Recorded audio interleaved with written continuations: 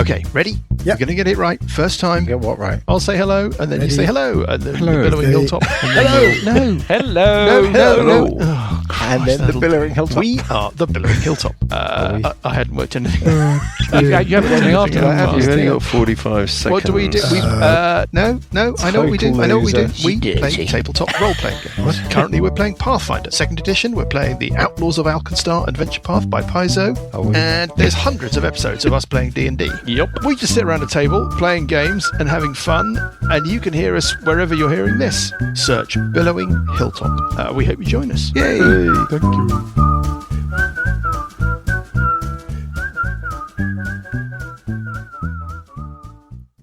Gas mark 1, 2, 3, 4, 5. I'm gonna cook a meal that's gonna make you mine. I'm turning up the oven, now we're ready to roast. When you touch me, honey, you'll love me the most. Come on and put me in a loving stew. 3, 2, 1. Welcome to another Britflicks.com podcast. My name's Stuart Wright, and today's guest is Bristolian musician Geoff Barrow, best known as one of the founding members of 90s trip-hop pioneers Portishead. But in late 2025, he released his first feature film, Game, starring Mark Besant and Sleaford Mods frontman Jason Williamson, and directed by longtime collaborator John Minton. See Britflicks podcast, 28th of October 2025, for my interview with John. An interest in working in film was probably cemented by Geoff when he was music supervisor on 2010's Banksy documentary, Exit Through the Gift Shop, soon after which he moved on to film schools, collaborating with Ben Salisbury for 2013's Alex Garland feature, Ex Machina. Further collaborations would follow with Ben and Alex for 2018's Annihilation, 2020's TV series Devs, 2022's Men, and 2024's prediction of the First World's current future path, Civil War. In addition to that was the psych pop band Beat that Geoff was in from 2009. They provided the soundtrack for the grief-stricken psychodrama directed by Tom Geens, Couple in the Hole. See Britflicks podcast 19th of November 2021 for my interview with Tom. Following on from an autumn 2025 UK release, a Q&A tour of Game, Geoff is now on the brink of bringing Game to our homes with a special edition Blu-ray via Anti-Worlds and a digital release from June 29th. This release date will be preceded by a special live digital premiere on June the 18th at 7:30 UK time, where directly after the film there'll be a Q&A with members of cast and crew streamed from Invader Studios for just £5. June 2026 promises to be a busy and exciting month for Geoff. Welcome to the show, Geoff Barrow. Thanks for having me. My pleasure. It's not often I get such a long preamble, but I felt there was a lot of stepping stones to go there. I loved Couple in the Hole, by the way. Cheers. Yeah, not many people saw it, but it was one of our favourites to do and work on, you know. Exactly. Now, you're going to be talking about 3 movies that changed your life later in the show, but first, let's talk about Game. That sound like what you signed up for? Yeah. Before we get into sort of what's happened with Game, do you want to give people a brief synopsis to what Game is about? Yeah, so Game was made, shot in September 2023 in Bristol, in around Bristol, with a kind of local crew and a group of people, including myself, who are friends and worked together for many years. It's a low-budget kind of psychological thriller. It cost about 150 grand to make. All in all, with extra stuff and touring, it's about 200 grand or whatever, which was paid by all stumped up by my company, Invader Records, and kindly my partner in Invader Records, Reg Weeks. I asked him if I could kind of add the money for it, and he weirdly agreed. So I was going to ask him again. We went and made the film basically totally by ourselves, and we did a tour around the UK. It's based in 1993, kind of around the rave scene in the southwest, where an older raver goes to a rave, and he stumbles upon a passed out bloke with a load of drugs and money, and he steals it. As he makes his way back to Bristol from like the Forest of Dean kind of area, Hereford way, he comes off the road, turns his car upside down. So it's a kind of survival thriller horror. And it stars Jason Williamson from Sleaford Mods, Mark Besant, who's a very long-term collaborator with me. That's it, really. And a dog. Indeed. I had the pleasure of seeing it at Mayhem Film Festival. That was my introduction to it. Oh, yeah. Well, that was a great festival, that one. Yeah. Obviously, your background's in music, and obviously you've got a lot of experience in that. So how does producing a film compare to producing an album? So, and basically, what crossover skills from your music career help you get the film over the line? I think it's just, it's about people skills.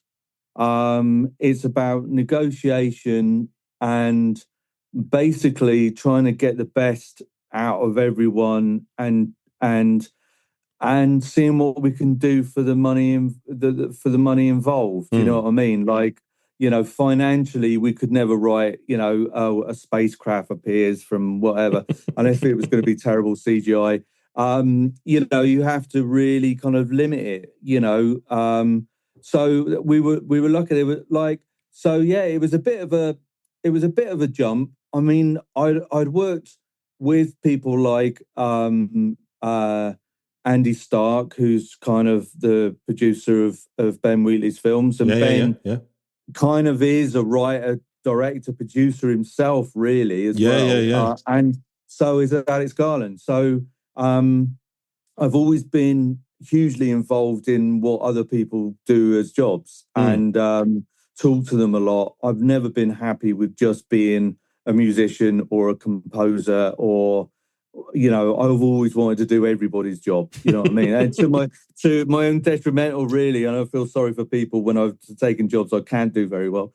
But between me and a brilliant woman I've worked with for like 20 years, Debbie, Deb's, she runs my office and always has done for many, many years since the Portishead days. Yeah. And she became like the adult in the room when it came down to finance and invoices and everything else. So she did very much of that side, and I did the creative production, you know. And then obviously taking a film out on doing a UK release is not too, when you've got live Q&As, it's not too dissimilar from going out on tour. So how does taking a film out on tour compared to going out on tour with a band? I'm guessing a lot easier set down at the end of the night. Well, the weirdest thing about it is that you kind of set up like you're in a band to play, and then you've got to wait around for 2 hours, you know, like, so you set it all up, and it's just really strange because I'm used to setting up the drums, you know, working on the sound check, set up the merch table with Bill or whatever it is. Yeah. And then you play and then pack down. Where this is the opposite. You set it up and then you just go to the pub. It's kind of it's definitely a bit weird. And then you literally talk for half an hour after that and you're done. I mean, it was a bit, we lucked out because we heard about this guy, Colin, from, what's the company he works for? Not Verve. It might be Verve. But they're a distribution company. Okay. And he works independently. Like, you pay him some money and he'll take your film to cinemas and ask if they want to show it. Yeah. And he's got he worked on Couple in a Hole. We worked together on that. Right. And he went to cinemas after we had finished Game and said if people wanted to show it, and they showed interest, and we were like, brilliant, we'll come and show it. And it was that simple, really. You know, we pay him the money. He phones them up and says, do you want to show this film, Game? They go, yeah. And then we go and show it. That's how it worked. That was basic. And then Instagram, bit of marketing and try to sell your soul, really, you know. Indeed. So while you were on tour with the film, and obviously you as collaborators have got a clear idea about what you think or know your film is, what's been some of the wildest interpretations you've come across on tour of what people have observed about your film? Well, you know, obviously people hating it, or, you know, people think what you get that you get the direct feedback in the Q&A. No, but you can kind of tell, you know, sometimes, like, you know, they usually won't stay around for the Q&A, you know. I don't know, unless they want to kind of, like, you know, smash you with some questions like, you know, what makes you think you can make a film, you know. And then you find out, on Letterboxd afterwards that they thought it was shit. I see what you mean. I see what you mean. But we've been very lucky. Most people have been really, really, because we didn't have to go down the line of commercial. We didn't have people saying, "Oh, well, you can't have that long in the woods. You need to cut to this. You need to do." We just went with our guts really, and what we thought was right.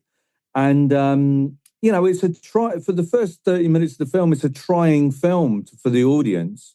I think it is, but we wanted to do it because this was most probably might be our only chance to ever do it. And the more money you get to invest in a film, the less rights you've got, the less say you've got in it. What do you mean by trying? I mean, Ryan Reynolds' film Buried is a guy in a box, and it's only a guy in a box. I mean, there's a lot more going on in game. In terms of I know, but it's Ryan Reynolds, isn't it? Okay, but true. But no, look, I think the thing is that a lot of people now are just they have stuff thrown at them to try and catch their attention. Yeah. When they've got to then invest themselves into something, it's a lot harder now to do it. It's kind of like the opposite of trying to throw stuff to catch their attention is a person upside down in a car for half an hour. Do you know what I mean? But yeah, we've been incredibly pleased with it, and like now you said, it's going out to the wider world, Good segue there, Geoff. So for the physical release of game, what could people get excited about they're going to find on that special edition Blu-ray? Well, we've basically there's Ross, who's the DOP, and John doing a commentary. There's Mark and Jason, the actors, doing a commentary, and then there's a 15-minute behind-the-scene film where everyone's interviewed. Right. There's extra artwork, booklet, and special edition kind of case and all that stuff. And then we've got bundles, so we've got a vinyl album of it, and then if you haven't got a Blu-ray player, then basically we've got these flashcards that have got the album on it. It's got the score on it. It's got the film, and it's got the behind the scenes film, and then literally you just plug it into your USB and it will come up. Oh, amazing! So it's just, it's just like we're, Invader Records, we're a very physical label, mainly vinyl and everything else.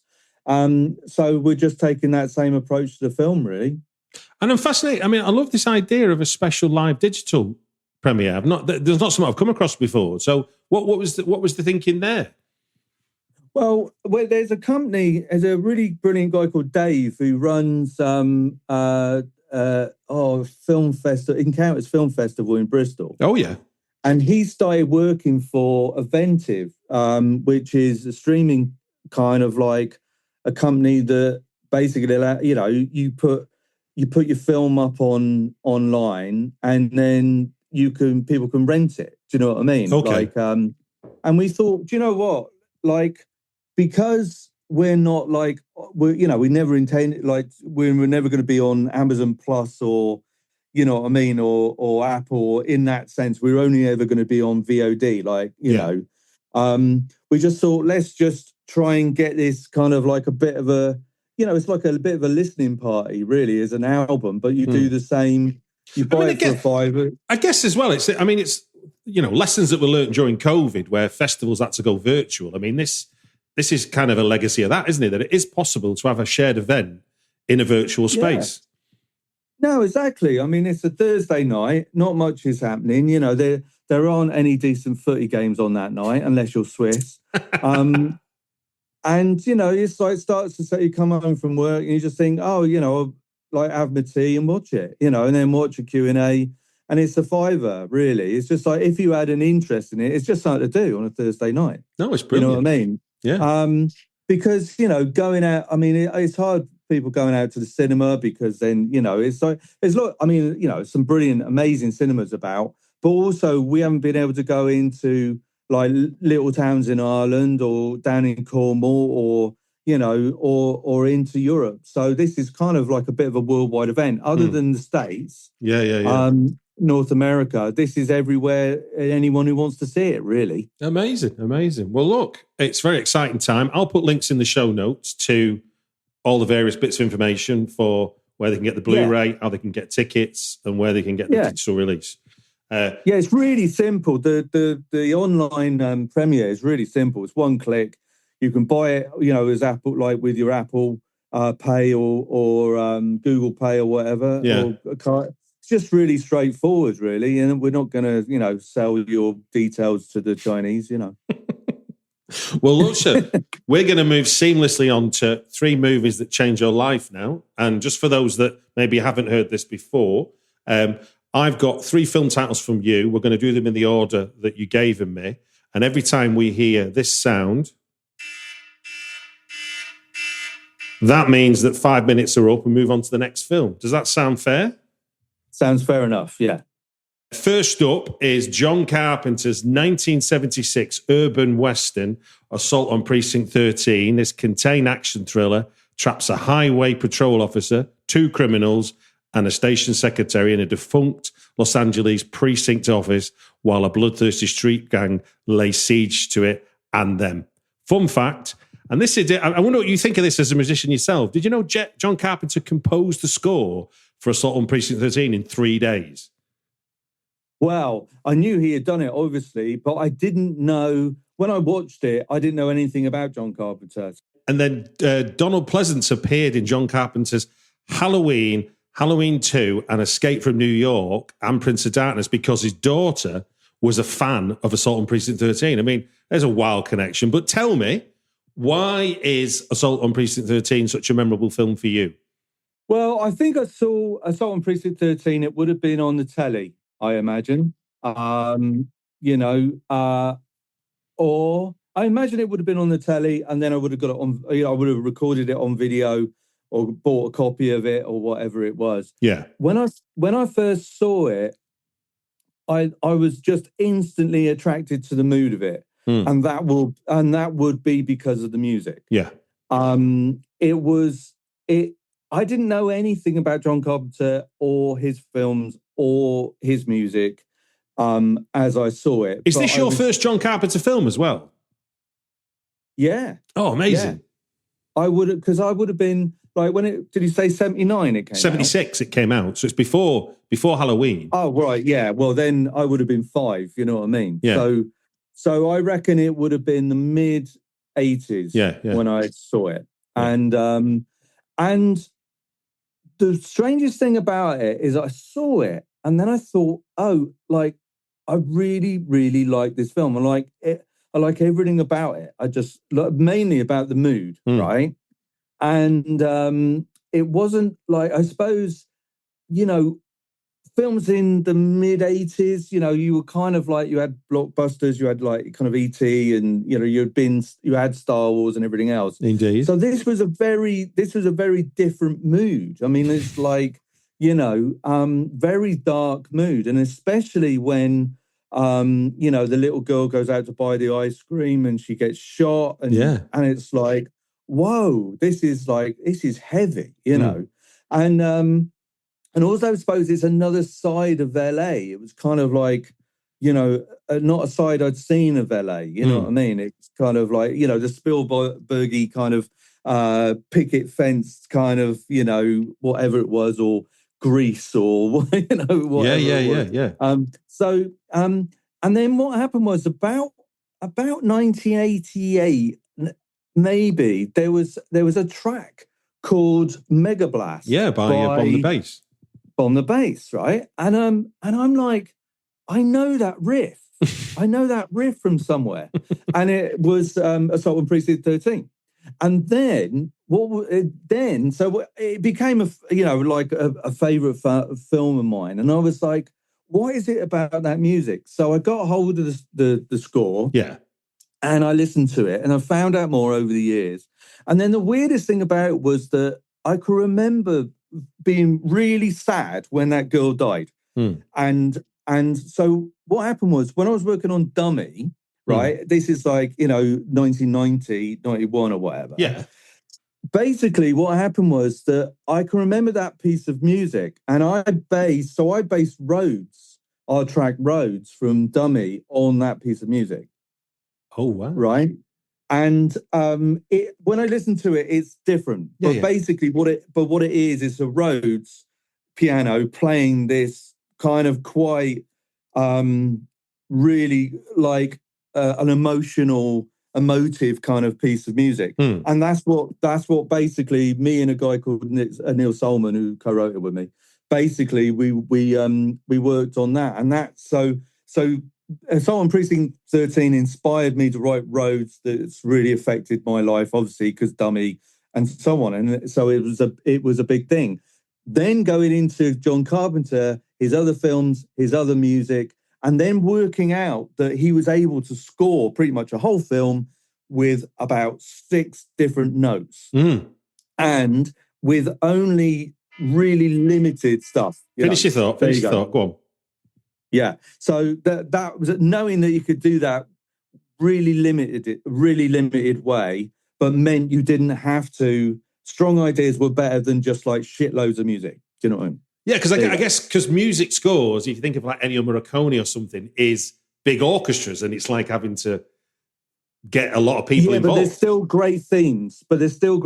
So it's very simple. Yeah. So it. Oh, I see what you mean. Yeah, and then that shows you how powerful very simple ideas can be. And I've tried to keep to that throughout. Your second choice is ranked number 19 on Premiere Magazine's 25 most dangerous movies. I'm talking about 1998's Happiness, written and directed by Todd Solondz and starring Lara Flynn Boyle, Dylan Baker, John Lovitz, Jane Addams and Philip Seymour Hoffman, exploring the intertwining lives of several, let's say, dodgy individuals going about their lives in their own unique ways, often engaging in disturbing acts while desperately searching for human connection. I think it's a drama horror film. I mean, it's a dark satire, I think, officially speaking. None of the actors knew the title when they were making it, and despite being given an NC-17 rating by the MPAA, which essentially means it's a borderline porn film in terms of where it sits in terms of the market. And the original distributor, who was linked to Universal, was forced to sell it because they couldn't see where they could make money. So a company called Good Machine Productions took it on and released it unrated, which in America you could do. You could never do that here. But Happiness is now part of the Criterion Collection, Spine number 1, 2, 3, 5, and as recently championed by Baby Reindeer creator Richard Gadd in a recent episode of The Closet Picks. But tell me, why is Happiness a memorable film for you, and what impact does it have on you?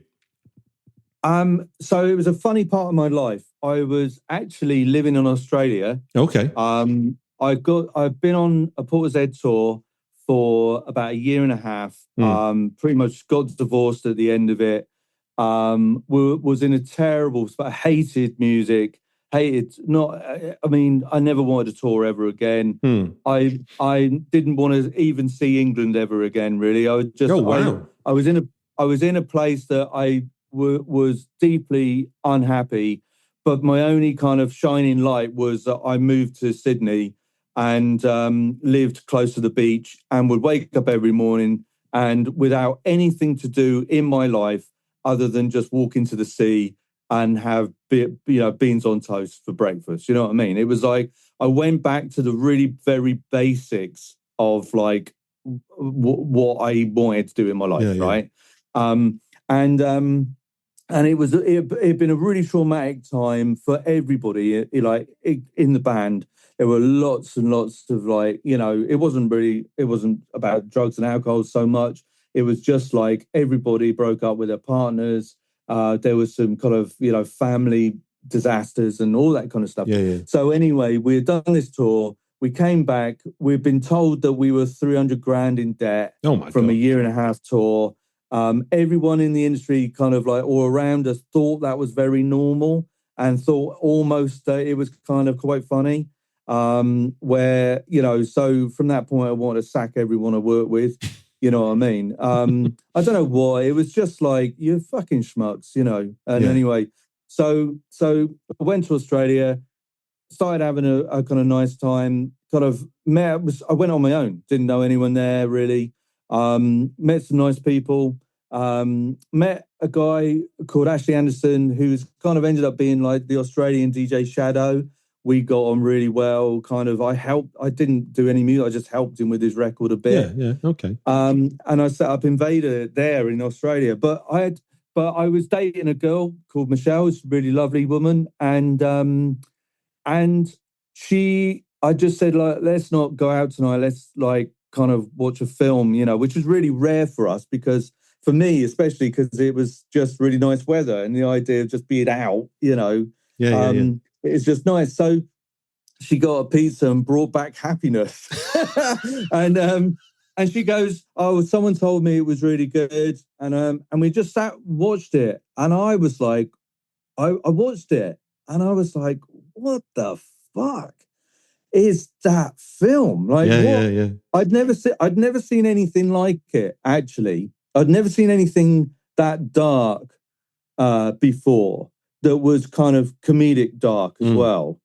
And it was like, I suppose it was most probably my first grown-up film. I've been obsessed by, like you could say Assault On Precinct is a 13, is a thriller and all that kind of stuff. Ultimately, I don't see that as a grown-up film. It's like I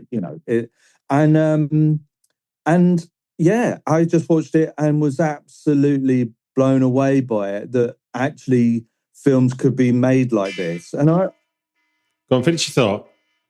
And I suppose I was really naive about it, naive about films. When I watched it, I was like, it sent my brain in a completely different way. And I wouldn't have game, or I wouldn't, my work with Alex, Garland and Ben would be, it wouldn't be the same without me having the effect that I had watching Happiness, basically. I can well believe it. I mean, I totally agree. I'd never seen a film like it when it came along, and I didn't know I remember finishing it and didn't know what to think, because I thought I enjoyed that, but there was a lot of things that you're not meant to enjoy, and hugely. It just said a lot of unsaid things, didn't it? For your final choice, we have to head back to 1966 for Sergio Leone's epic spaghetti western featuring one of Ennio Morricone's most iconic scores, The Good, the Bad and the Ugly. The story is simple. 3 rival gunslingers in an uneasy and doomed to fail alliance betray, outwit and race one another to uncover a hidden cache of Confederate gold. The Good, the Bad and the Ugly is uniformly considered the final installment in the Dollar trilogy, but that's actually just a legacy of how it's promoted in the USA and was never the filmmaker's intention.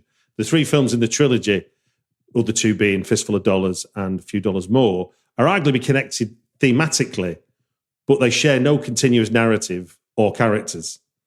And then here's a bit of a kind of macabre thing. The skeleton found by Tuco inside the wrong coffin at Sad Hill Cemetery is a real human skeleton. Wow. A deceased Spanish actress wrote in her will she wanted to act even after her death. Wow. I need to go back and watch that. I need to go back and watch that bit just so I could, like, it's not often the bit of research before I do these chats throws up something I can't believe. But tell me, Geoff, beyond finding that fact out, what's so memorable about Good, the Bad and the Ugly for you? I suppose, once again, it being on telly, kind of like, I don't know when it would have been on telly, but it was on telly. And then just it, I mean, you always, you watched it, it was totally brilliant. And then I've watched it over the years and learned different things about it. Okay. And or just seen different, felt different things about it. Yeah. Like, first of all, it's like, this is, my dad would watch it or whatever, and it's like a cool Western, and then you would remember the theme tune, right? So, or the whistling, right? Yes. So, and then the weird noises, wah, wah, wah, and all that, it's like, what is this? This is strange if you're a 10-year-old or whatever. And then you go, then you watch it, but you actually, let me just close this down a second. And then you sorry, just someone was calling me. You watch it and then you kind of, you understand more of the story. You understand like the his brother who doesn't want to know him, and like, you know, in the monastery, and it's like so massively long and sprawling and huge. There's so much you can see in it, something different every time you watch it. Yeah. And then that's the same as the music as well. And what I find really weird about this film is that I heard that basically Morricone scored it as a comedy, right? So Really? yeah, so yeah, he scored it as a comedy. So what was weird about that is that I would never see that as a comedy, right? You know, I could be wrong, but I remember hearing that and reading that. So, and you just kind of think, so he was scoring it as a comedy, like Clint Eastwood, like those guys they were talking in different languages, you know what I mean, when they were acting it, right? And then you had these incredibly long shots, you know, and massive set pieces and this bold filmmaking by Sergio Leone. And so they're all really, they're not on the same page here. You know what I mean? They're not, it's not like when you get a group of people like the actors, the composers, and something like when me and Ben did Ex Machina, right? The actors know what they're into. The director definitely knows what he's doing, and hopefully the score guy, we know what we're doing. And you're working towards like this understanding, right? Yeah. But it seems like in The Good and the Bad and the Ugly, people just were on different vibes completely. But it ended up creating this thing which historically is just, one of the greatest pieces of cinema ever. And then it was like, it's been ridiculed, it's been pastiched, and the music was so original at that point that it's still now, if you put kind of, we get offered jobs every now and again. They say, yeah, it's like a spaghetti western, so we want that guitar. And and it's so iconic. It's actually, I would actually almost say it's more iconic than Star Wars because it's so, like, you know what it is. Go on, finish your thought. So as soon as you see someone with like that rug on and that hat, you go, that's a spaghetti western. Or you just go, or you hear like guitar or that bit of whistling. Yeah. Or, you know what I mean? It's like, you know it straight away. Where, I mean, if you play a bit of Star Wars music, yeah, but not, it's so iconic. I was thinking about this. Obviously, speaking to you being a musician, I was thinking about the score, and obviously this film is a lot about the score. And I think it's probably one of the first times I understood there was somebody making the music for a film, like, as in... Totally. So I should have said that, but you're absolutely right. I think it's the first time I actually really noticed it, Because you're right. That makes sense to what you were saying then. If all the composite parts were just like flying, music over here, actors are three different directions down here, and the director's flying over the hill going, what we doing? And then that sort of meets at the bottom and they all go, what have you got? Yeah. And what have we got? But basically, because of the lack of dialogue, you had just so much vibe. You had a vibe, and it just was like, it's just amazing. It's just, and obviously, it's just iconic. It's just absolutely iconic and brilliantly done. And when I watch it, there's a period when he's left his brother in the his brother's a priest, isn't he? And basically they've made themselves better. They feel better. He's recovered. They get in a wagon. They drive away. And what's his name? I can't remember the Mexican guy's name. Oh, I know it's Lee Van Cleef's the other one, isn't it? But I can't remember. Yeah, so he basically says to Clint Eastwood, "Oh, my brother loves me. It's all totally brilliant, and like he loves me so much." And Clint Eastwood was listening, eavesdropping. They knew that they don't get on, and they hated each other. And he kind of smiles at him, and he's got like this cigarette, this like the cigarette. Yeah, that's right. And he passes it to him. And it's this weird dead kind of moment. And then there's this piece of music. It's absolutely astonishing. This piece of like string music that comes in. and then they're back into the adventure again. And as they ride with that, it's like, I know it's been done a lot, but it's still like, hairs on my arms stand up, basically. It's just a beautiful piece of cinema. I mean, I'd never heard that about him writing music for a comedy, because, I mean, obviously, if you look at music that Morricone was writing at the time, there was a lot of Italian sort of fast stuff that he was doing music for at the same time. So that kind of makes sense in a way, that he was probably, the brief would have been, you're doing another one of them. Yeah, because if it had been like he'd done like stuff like thrillers and stuff like that. So, but this specifically like had a comedic edge to it, like the Jew's harp and all that stuff. It's just weird, you know what I mean? But for somehow it all came together in this incredible, iconic thing. Brilliant. And there's not much better than that, really. Indeed. Well, look, that brings us to the end of 3 movies that changed your life. And I think the stories attached would suggest that they did.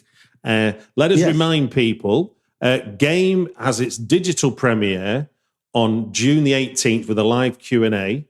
And then that'll be followed by a physical release of a special edition Blu-ray via Anti-Worlds and a full digital release from the 29th of June. Plus, coming soon, I don't know if you've got a date yet, there's going to be an orange vinyl of the soundtrack limited to 300 copies signed by yourself, yeah? Yeah, I mean, you can actually buy it now. If you go to invader.co.uk, it's all up there. There's posters, there's the DVD, there's like everything. It's all for sale now, basically. Okay, brilliant. You can grab it now. Fantastic. Well, look, it just gives me to say then, thank you very much for giving your time on the podcast. Thanks for having us. Yeah, it's been a pleasure. Thank you very much. Do remember to subscribe on Apple Podcasts, follow on Spotify, or wherever you listen to your podcasts for more movies that impacted your life. And if you want to, I'd love to know what your favourite movies are, what your fondest movie memories are. So please share your favourite movies that impacted your life on Twitter. Look for @LeightonRocks. And you can always leave me a review, 5-star preferably. And in your review, tell us which 3 films impacted your life. Best ones get read out on the podcast.